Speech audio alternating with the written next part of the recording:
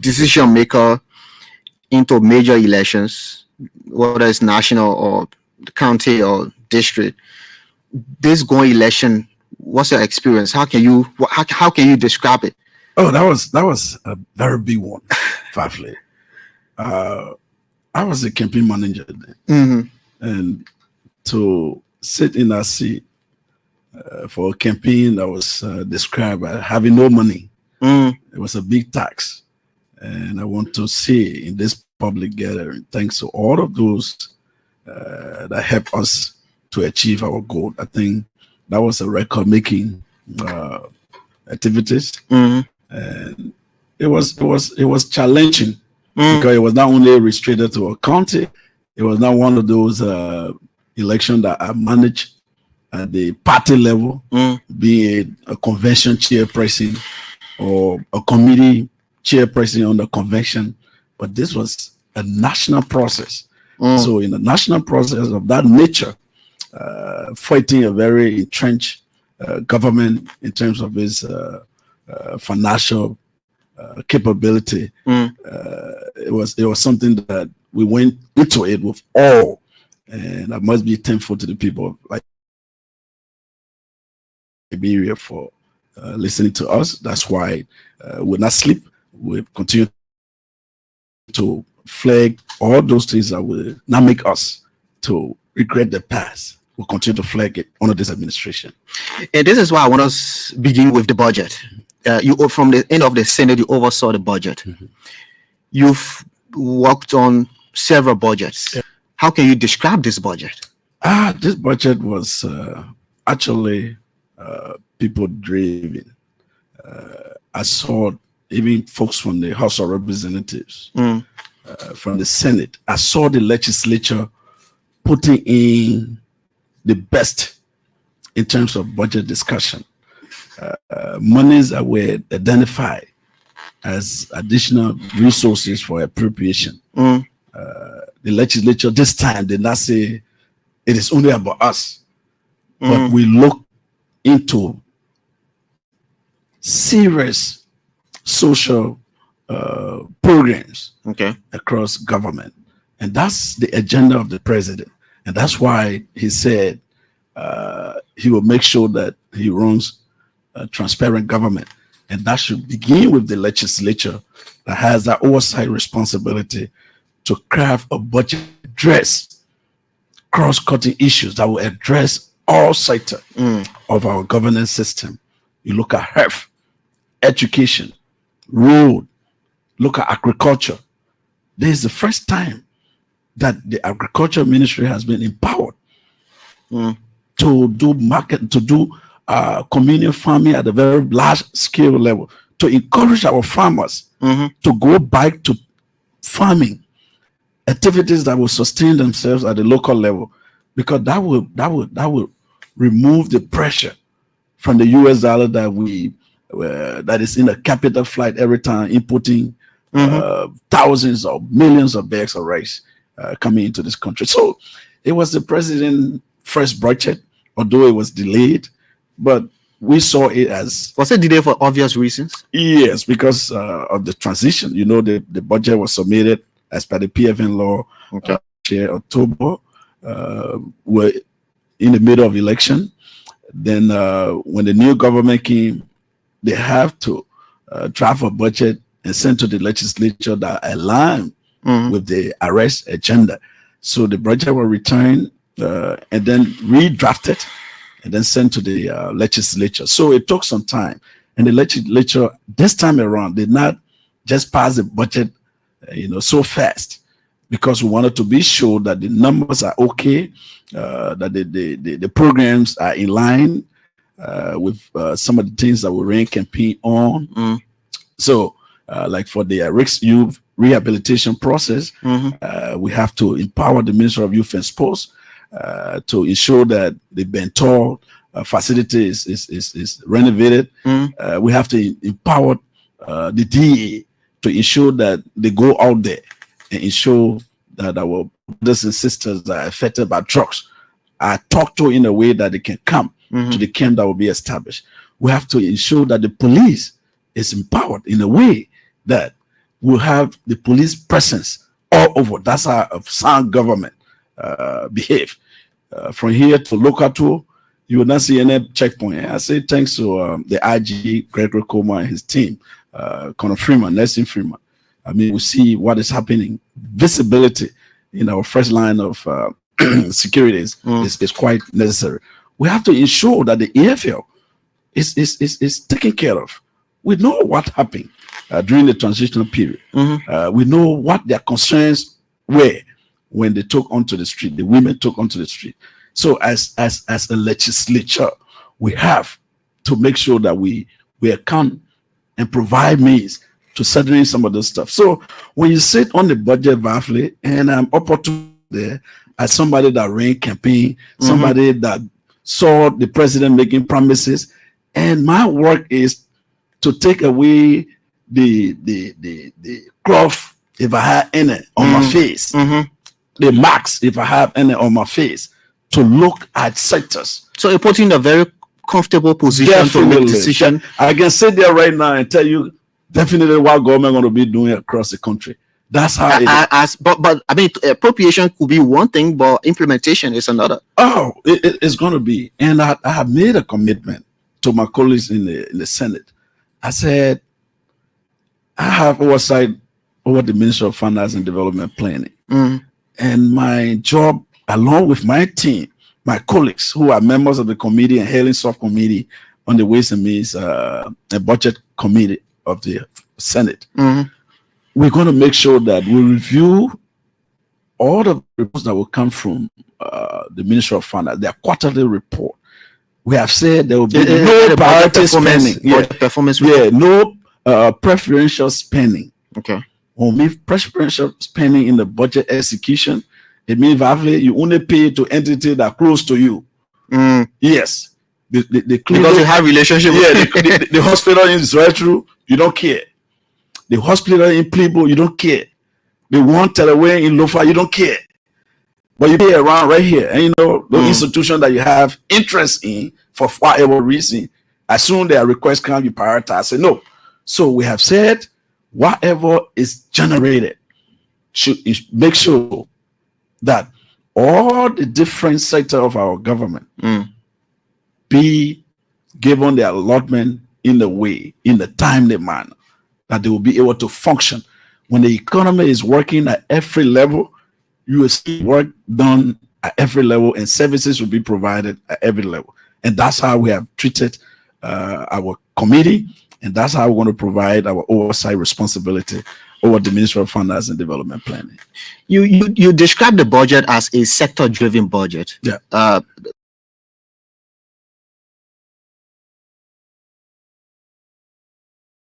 Yes, your colleague Amara says the budget is a do nothing budget. You know, he sat in that seat as a finance minister before. So apparently he's judging from the meager appropriation. You know, when you get small thing, VAFLY, and divide it to impact everywhere, they tend to be do nothing. But don't get me wrong. Once it is impacting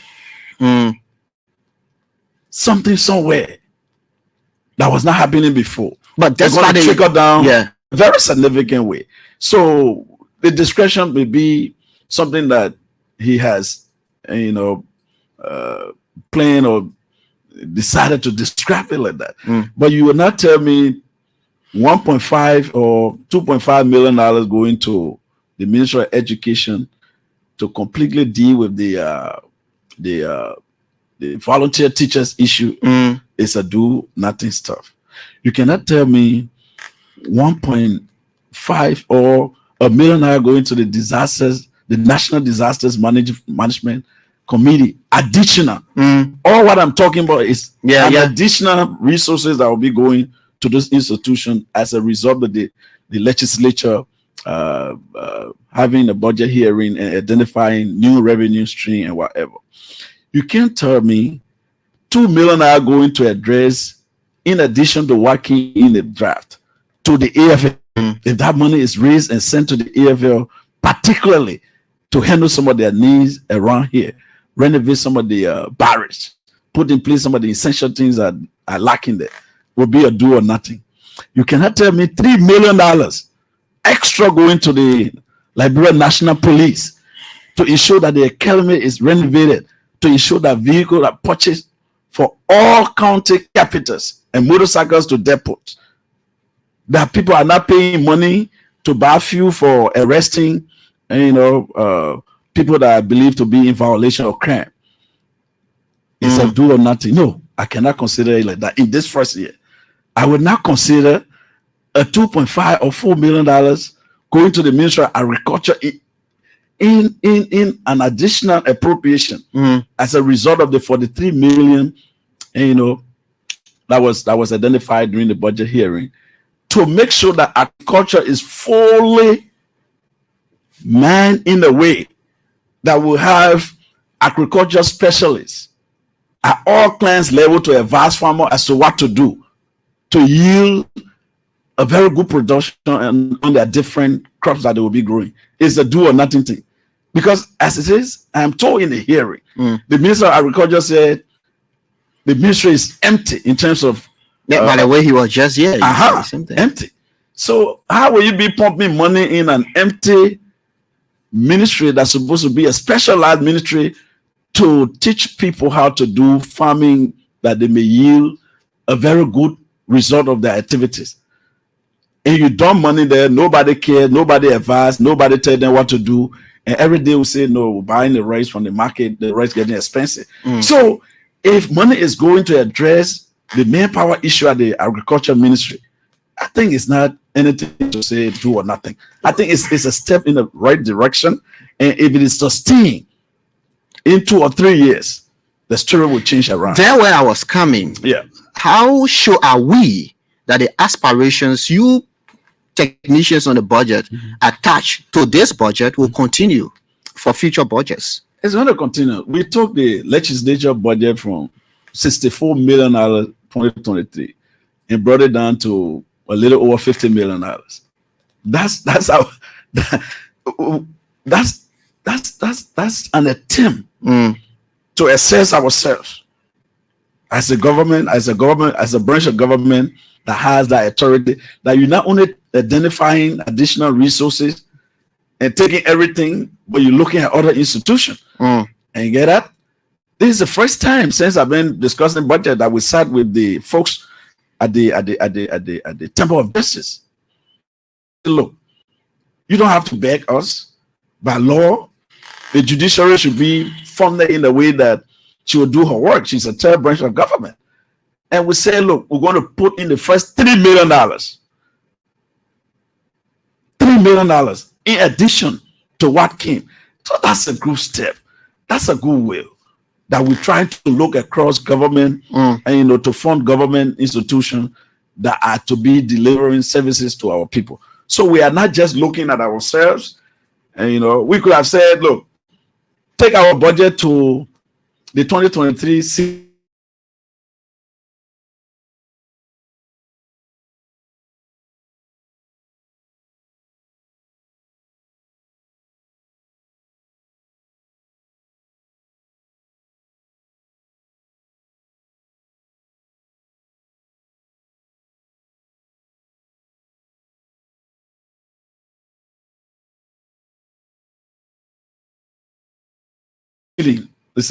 they were not. There's nothing in the budget called operation anymore. In the Senate budget, we don't have anything. We have made it under the new administration of Pro Tem Nyombli Kanga Lawrence. The Senate has taken a decision not to deal with anything called operation. It's not defined. So what we have is committee hearing. That's our first line of work. Anything that gets in the Senate, it either goes to committee and for deliberation, or the Senate plenary deliberate and pass on it.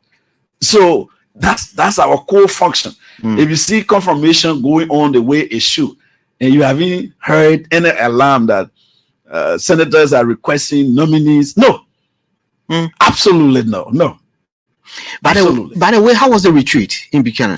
The retreat was okay, very, very okay. And I heard somebody saying 700,000 was used for a retreat. It became under the watch of this current Senate administration, VAFLAY will be very clear. There was no 700. Apparently, they're mistaking us for the House of Representatives. Yeah, there was no, and I challenged anybody.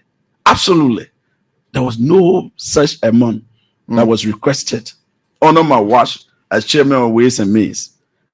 I challenge anybody to produce a document that says clearly from the Secretary of the Senate, of the Liberian Senate, because he does all our official communication to the Ministry of Finance or any other government institution, that the Senate... Is there going to be a financial statement for the sake of transparency? It has always been, and it will be. The finance will, the Department of Finance will issue a statement and to that effect. Okay. So I just like to make that clear. The retreat was well. In fact, this is the first time. Our session here starts at 11, but we were going to the retreat at 9 o'clock, 9 in the morning to have breakfast, and then start at 9:30, something like that. And we left there up in some instances up to 7, 8 o'clock in the night. So to tell you how serious it was not just a merry-making thing. So what was discussed? We discussed a wide range of issues. We had different presenters, different facilitators. We have experts from the governance of e-governance, Dr. Dolly. Okay. We have our former colleagues that has worked on our rules for quite a long time, and he was head of the modernization committee in the Senate. The veteran Senator Komne Wise. Okay. He conducted issues surrounding our rules amendment that we want to make. We have folks from the Revenue Authority telling us how can we all join hands in helping to raise the projected revenue. You know, the budget is somewhere around 738 million from 692 that was submitted. So how can we raise that funding? We always strategizing as to how the legislature that has that oversight on different revenue generating entities can use that oversight to help the Revenue Authority collect the projected revenue.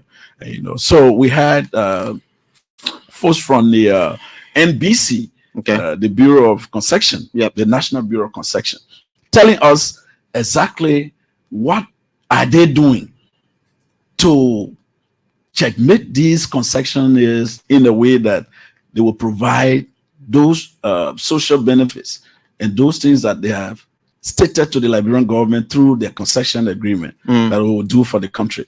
What are they now going after them to implement it to the fullest?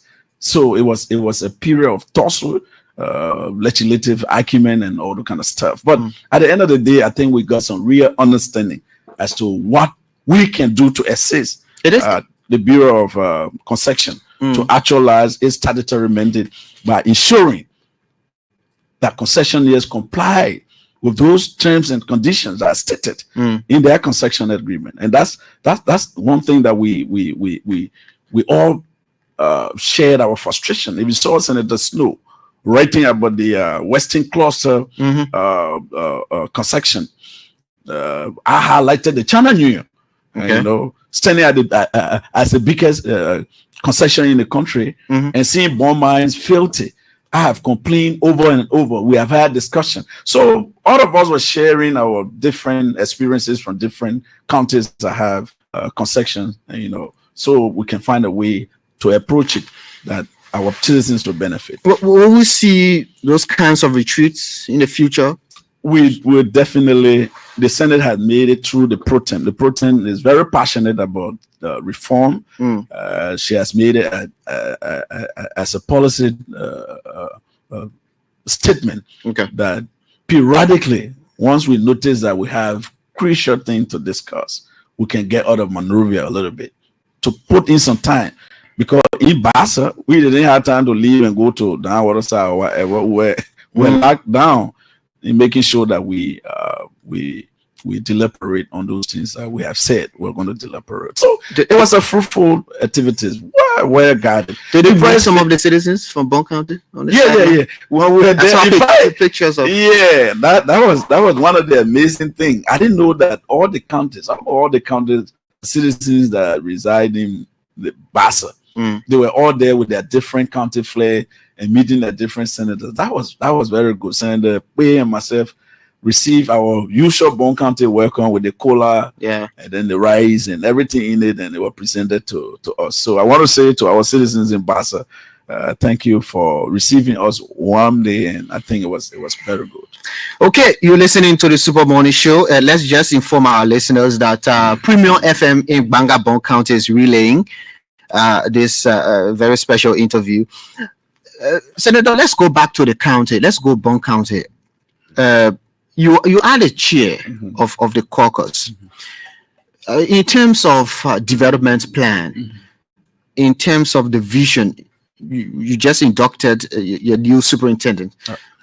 What's the plan for the county development? Okay, thank you very much, VAFLAY. I think the Ministry of Finance and Development Planning, in collaboration with our partners, our development partners, are locked down now into a 5-year new county development plan across the 15 counties. Okay, based on the size of the county, based on the agenda of the president, and all that kind of stuff. So we are now implementing the local government act, VAFLAY. That act clearly states that the county council will plan the development agenda. And I think you don't have people on that council that are well capacitated to plan development agenda for county like Bong. So what the partners and the folks at the Ministry of Finance and Development Planning doing currently is to get all counties involved and try to provide some education as to how they can proceed with some of the plans. So with the coming in of the local government act, legislators now will have a limited role in deciding at the formal county sitting, where lawmakers will have absolute control as to what goes in your district, in your county. Is it a blessing in disguise? Let's see it work. But in other, what we realized in time past, some of the projects that were done at the request of some of the representatives were described as political projects, because you went somewhere, and you got so happy, people dance and gave so happy. You say, I'll be a town hall right here. And if that place is not conducive enough, or doesn't have the understanding of a town hall, you're going to put a town hall that people will not sit on. So the development did not come from the citizens themselves, but you as a lawmaker or senator decided that the place for you, and you went there, you were sitting down on one lake kitchen, you felt that was not the right place for all of you to sit down. So you want to build some kind of big town hall. So we see some of these projects standing in some of the areas in our county that are not taken care of. The citizens do not go there for town hall meetings. They did not go there for any other activities. They prefer to be in the town on their lay kitchen to discuss their town matter. So this time around, what the council will not take over is to look across the county for the representative, for the senator, and then decide a development that will suit a district based on the citizen need. I think that would be the essence of the county council and doing other work. So if you saw that the local government has taken long for its implementation, it's an idea taking our authority from us in some instances and passing it on to the locals for them to decide on their own development. So a lot of our colleagues did not want it. They wanted to still be part of that decision making to divide the county social development fund or the county development fund. So there are a lot of counties. Were you one of them again? No, I have never opted to be a part, and that's why the Bong County Civil Society took the caucus to the Supreme Court to force us to implement the law. And since we went to the Supreme Court, the court, the justice in chamber, Justice Wolkwali, to us the law is the law. Until this law is repealed, you'll go by the law. So when by in the county, so our police, they didn't want it. So they had to put moratorium on our account, because we could not have a say any longer in the implementation of the execution of the social or county development fund. It was just few weeks ago when the superintendent was in Tottet that the caucus took a decision to write the Minister of Internal Affairs, and, telling them that, look, our hands are off. Let the new administration go now and implement the act. Yeah, and the account, the moratorium our place as a sort of a request from one of our members to the plenary of the House of Representatives. And audit was done. The audit reports are there. So if that colleagues feel strongly that those that are coverable in the GSC audit report, that matter can still be introduced on the floor. So those that serve under the previous administration can have their say, can have a day in from the joint committee on public accounts and audit in the legislature. So it stands. Do we have a council established in BONG? Yeah. We have a council established. Okay. Yeah. What is it doing now? Oh yeah, they are working. Now they have a new superintendent, new administration. They will go to council sitting and now look at the arrears that the county inherited from the past administration. Development projects are ongoing and contractors were not paid. They reached the milestone of the agreement.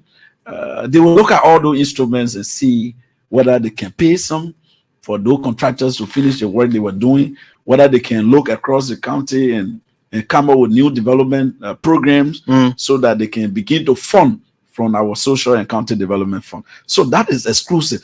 All we're going to do. But has the moratorium been removed? Yeah. Okay. That's what I said. Yes, It has been. We were just acting together for transparency. Okay. Yeah, but for the legislature, to just for county development, was there one side of the legislature? You have a bicameral legislature. So once I can just take decision to affect the whole county, where you get senators sitting at the other side.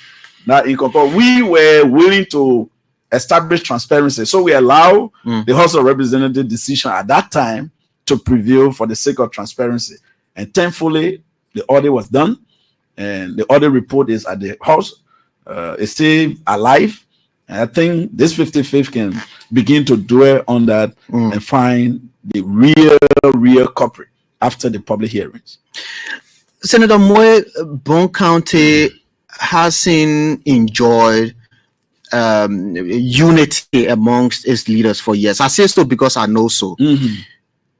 Whether it's fighting at the superintendent level or the caucus level, what are you doing as caucus chair to unite the county and as a serious leader in the government of the day, in the county, to ensure that the county enjoys peace, unity in essence?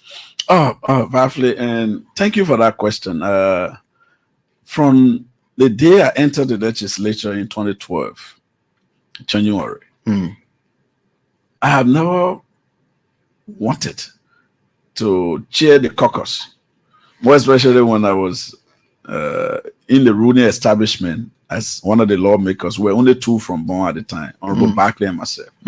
So what I did was to play that unifying role. So either it was Honorable George Mulba that I supported and rallied other people to support, or at one point in time it was Senator Yala. I said, Georgie, let's leave it. Then I supported them, to chair the caucus. In the 54th, I was a deputy speaker at the time. And then we decided that we should allow Senator Yala again to go for another two years. Then from there, Honorable Member Brice Mensah came. So, and then she left for another 2 years that completed the 6-year term. So this time around, I was trying to escape. The same thing, I said, I will be busy. I will just be there to back up. But all of them went together. All of them, including my those from the opposition, all of them went together and said, Senator MOYE, you should chair the caucus. So it was something that willingly came to me. So to have said no to them, I think they're going to be very unfair. So I said, yes, I will take it. And I'm doing everything humanly possible to have a united caucus. If you see the caucus movement or recent, we are doing things jointly. That's why you haven't heard much noise as by the local government appointment in BONG, because we have tried as much as possible to take all of us that are together. Senator, there are issues. There are issues. If there weren't issues, Representative Marvin Cole wouldn't have said he's not a member of the caucus. Okay. His colleague Eugene Colley, Representative Eugene Colley, also has issues. Do you know about them? I'm quite aware. These are issues apparently that we have tried to address. Because to say I'm not a member of the caucus, I mean, it's one thing, because the caucus should be a nomadic association.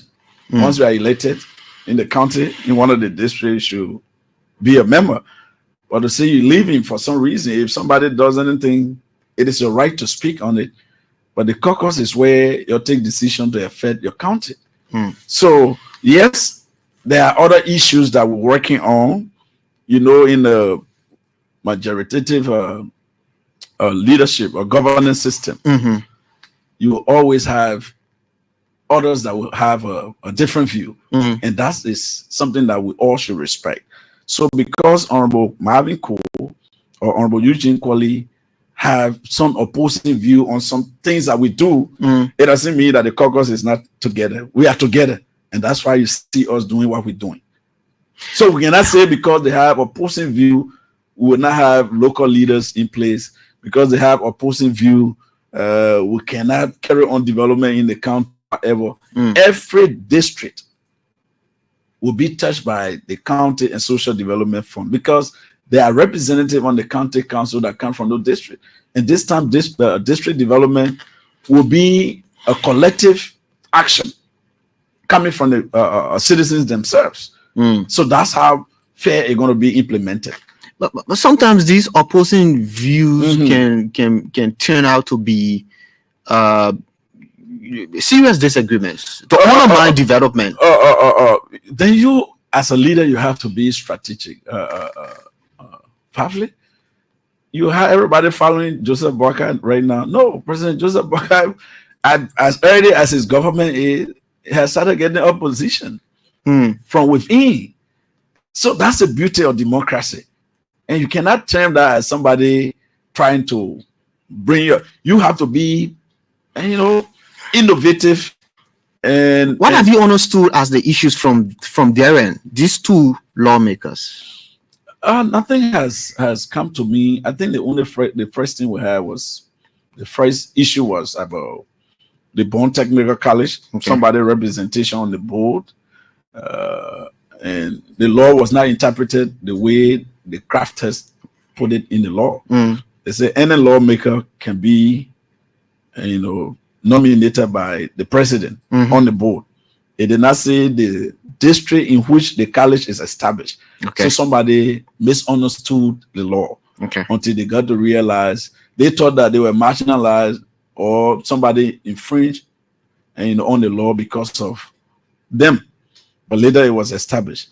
At the other end, at the Cary and other places, a lawmaker is saying that before somebody is appointed at Cary, the president should have him consulted, and that person should be somebody that he will recommend. But the law does not even give the president the right. It is the board that the president will first establish, and then the board will put out the criteria like it has been done. And people will be selected based on what the law says, and those names will be forwarded to the president for appointment. That's how it is. But in time past, because those things were not observed, somebody is now claiming that Cary is in my district, and people are taking decision on Cary without any reference to me in terms of appointing who is there as OIC or going to be there as a head. So these are just lay understanding of some of the laws that are bringing conflict, because when you're still on doing something the wrong way, then people come now and start to do it the right way. Somebody think that they are all low because you're trying to do the right thing. So all we're doing in BONG is to put everything in the right place, go by the law, and let everybody have a briefing space and time to do their work. And that's why we stand up for. So you are assuring us that these small disagreements, will not start development. No, not start development. Other than that, the country itself will going through the same thing. There is no democracy without opposition. That's why I gave you the freedom. Let's talk the project that BONG County is expected to benefit from ArcelorMittal. Okay. What's the status of that? We are on it. And I'll be very frank. So look, VAFLAY going to be happening in the concession area is as the result of people deliberately and blatantly, and denying people in some of the concession area of their just benefit. Can you imagine in September of 2023, for some political reason, for some reason that the previous government to get vote from NIMA or BASO by all costs, they went and signed an agreement with ArcelorMittal stating that ArcelorMittal will fund 60% of a $8.5 million project. Government will fund 40. It is not part of the social development fund that's supposed to go to those 3 counties as per the ArcelorMittal agreement. It is not. It was the previous government own way of engaging ArcelorMittal to do extra development aside from their social contribution to those 3 counties. So if you are going into that kind of agreement, and BONG is an affected county by ArcelorMittal operation, BONG was excluded. Did you know about that? We didn't know. I was not in government. I was in government in different opposition. I was in opposition, so I didn't know until the Joseph Boakai-led government president talked, and then we lay hands on the agreement. So the caucus immediately under my leadership came together and said, "What? How can this happen under the watch of the former vice president? That $3.5 million are going to build a new government hospital in Buchanan. Another $3.5 million are going to build another new hospital in our neighboring county, Nima, with a sport park." Then BONG County was left empty. Was it intentional? It was intentional because I don't see the rationale that you have 3 counties that are affected. What did the agreement say? The agreement, I just told you, sorry, that this agreement is a social development agreement that clearly states that ArcelorMittal and the government of Liberia will jointly fund 3 major projects in only 2 affected counties of metal operation, leaving BONG County off. I was saying you copy of the agreement in the tune of $8.5 million. Yes.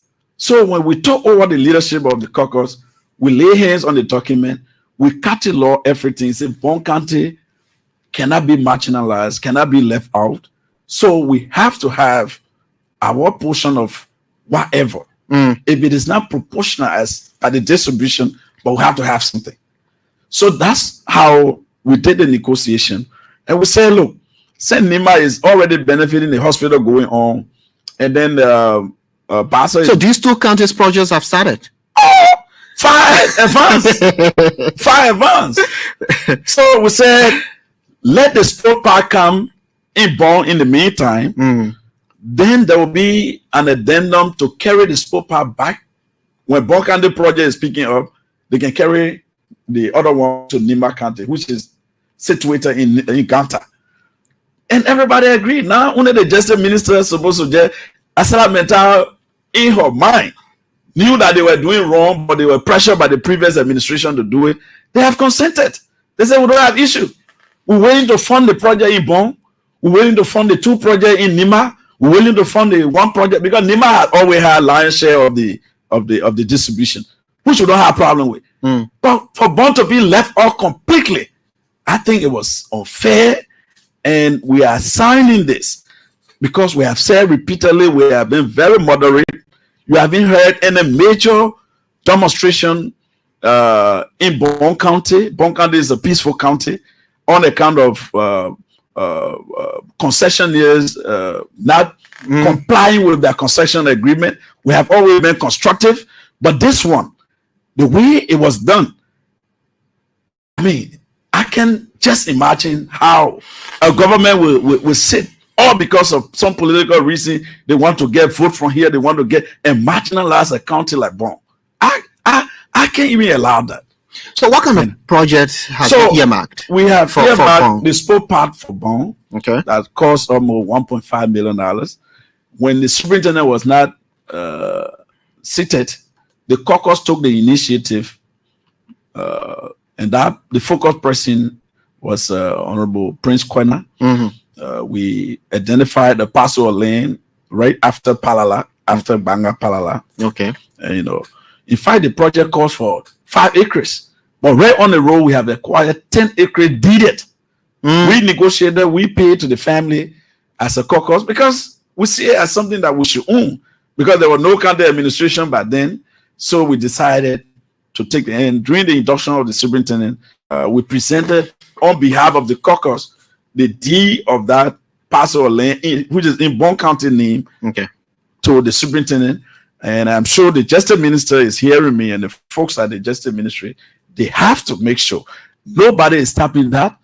The folks from Asada Mental has agreed that they will fund the project in Bong. They said they know that it wasn't right to marginalize a county like Bong. But why are they saying it's not just right? It's not right. So what's left now? Just the signature of the just the justice minister to just do the amendment to the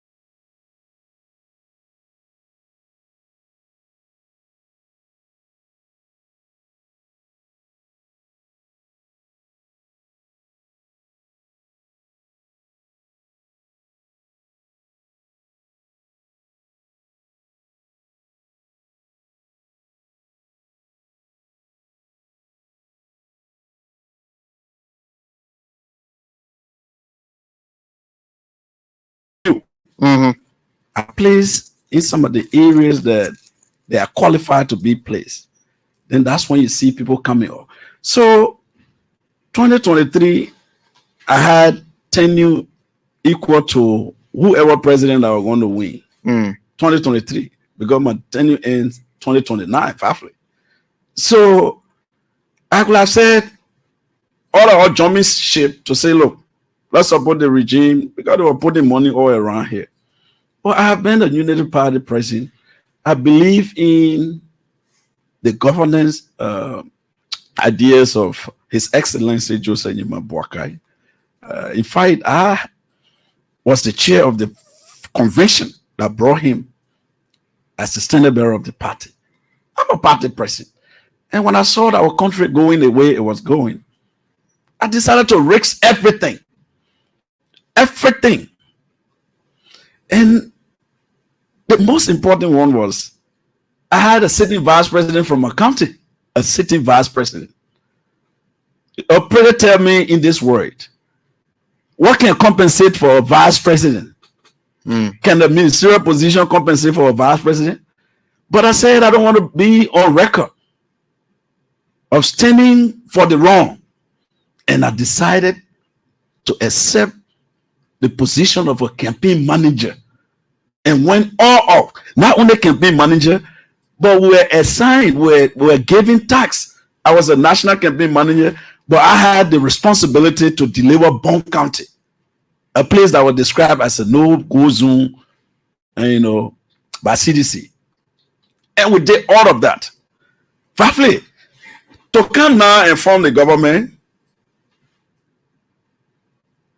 people tend to silence MOYE. And they were very clever. They were very strategic in their attempt to silence me. If everybody from across the length and breadth of the country saw me as a campaign manager, if they could not go to the campaign chair, Pro Tem Kanga Lawrence, they will come to me. If they can't reach the standard bearer, they will come to me. What is wrong for me to recommend some of those that have come to me to the president for appointment? What's wrong with that? Then people say, oh, and he's the one. I was just sitting and watching. So to be frank with you, the way my wife was placed on the board of the LPRC, if I tell you how it happened, you will not even know. You want to tell us? I will tell you. All the recommendations I have made, I didn't carry my wife's name to Ambassador Joseph Nyuma Boakai for appointment. No, I didn't. Her recommendation came from different person who believe that, look, you've worked so hard, she's worked so hard, and I think she's educated and she can serve some board, not in a very active position. Member of that's the only MOYE in the entire government as a presidential appointee. The entire government. How can that be attributed to my family being, all my family members being in government? How can that? Besides, the politics they want is for those that stood with me in BONG County to turn my back on them, so all of us can go in the county with our empty hands, and they come back and say, hey, your own sister here, what you brought by in the county? The thing is smart. We cannot stand for that. That's why we made the case for some of our best minds from BONG County. They are not related to me. I don't have any relationship. But based on their professional and their competence, we recommended them. If one or two was opportune to serve as minister or deputy minister, is that a crime? It is not.